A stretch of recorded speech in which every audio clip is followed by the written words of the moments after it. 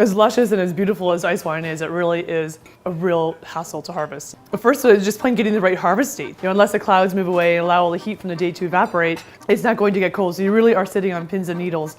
Then you have all these people on standby. So you have ticked off employees. When it is finally time to go out and harvest, it's just plain hard, cold work. You may only have a 1 or 2 hour window. Other times you have a 14-hour window. And you have to be prepared for both because you don't know, that could be the last cold night of the year. And then even after you harvest the grapes, you're pressing stones. You're like literally getting only 1 drop of juice from every single berry. Hard to ferment, even down the bottom line. He tips and it's just dominoes down. So, you know, it's crazy. Does that happen?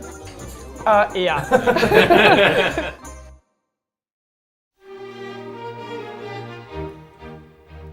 Hey everybody, I'm Adam. I'm Patrick, and we're here at the Enniskillen Winery in Niagara. We're gonna basically be going on a bit of an ice wine endurance mission today. Yeah, I love waking up in the morning, having a big old glass of ice wine. So this is It's a Canadian tradition. I mean, everybody knows that. Let's go in. Sounds good. Let's do it. Hello. Hey. Thank you for having us. Oh, no problem. Nice to have you here. Okay, now I know it's Vice magazine, so keep your conversations coming. We're the fancy crew. We're the nicest scumbags you'll ever meet. We're very proud at Enniskillen to be known around the world for our ice wine. We're in over 85 countries. But the most important thing, I think, to share with people is the fact that it is a grape that's harvested naturally frozen on the vine. Legally, it can be ice wine only if this grape was picked at -8 or colder. If we were going to pick tonight, we would have to call this inspector to come and tell him where we're picking, what the projected temperature will be. And we jokingly call them the ice wine police. Ice wine cops. Yeah, So- we've seen that show. Are they armed or? When we started to make ice wine back in 1984, we were conscious of the fact that we didn't invent it here in Canada. The Germans did in about 1794. So what we have in front of you here is some Vidal grapes. 80% of ice wines made in Canada are from Vidal. Cheers. A grape patty. Okay, so try the grape. Okay. Do you see how you're still chewing the skin? Mm-hmm. Okay.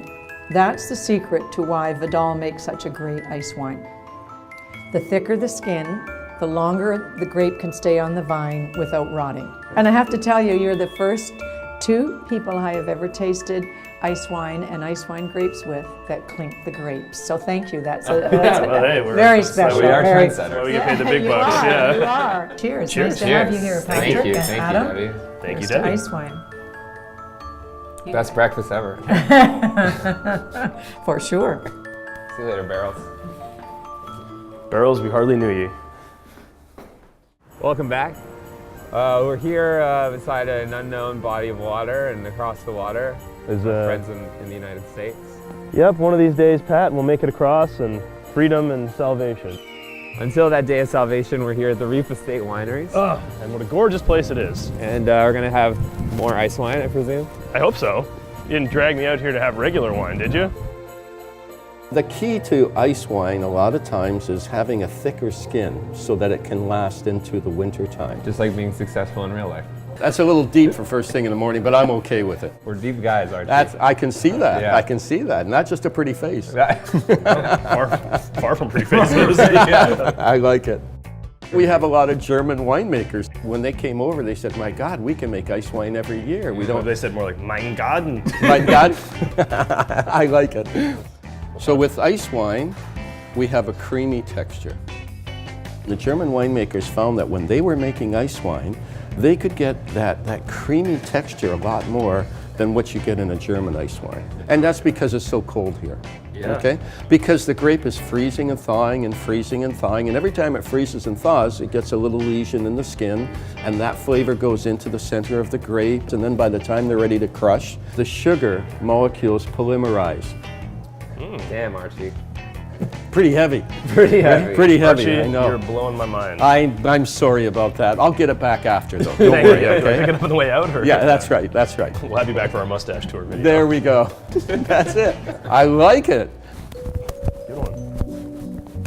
I don't know if you guys are spitters, but We've been, no, we're not. Not on this show. I respect that. I respect that answer much more. Yeah. There's two things that make a great wine region, and that is soil and climate. Those are the only two things that make a great wine region. Nothing else matters. You know, the people, we're all transferable. We've got French winemakers making wine here. We've got Canadian winemakers making wine in Burgundy, right? Technology, you pick up the phone, you order the equipment. It doesn't matter where the equipment is anywhere in the world. It gets shipped here or gets shipped to France, gets shipped to Australia.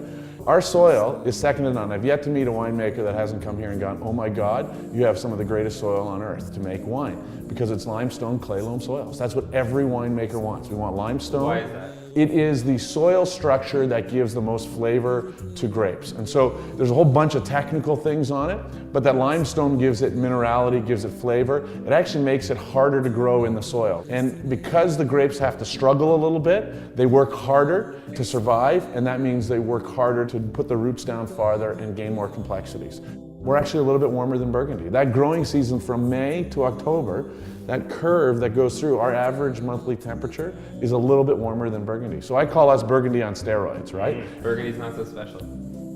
No, I wouldn't say Burgundy. I wouldn't pretty say sure that that's what you just said. Yeah, no. It's Gotcha. No, I actually didn't say that. I actually didn't say that Burgundy isn't so special. What I'm saying is Niagara is as special or more special than Burgundy. More special. Got More it. special. and people don't realize that. Yeah. Perfect. Let's go roast some marshmallows. We had Stephen Spurrier here, who for the Wine Geeks is the guy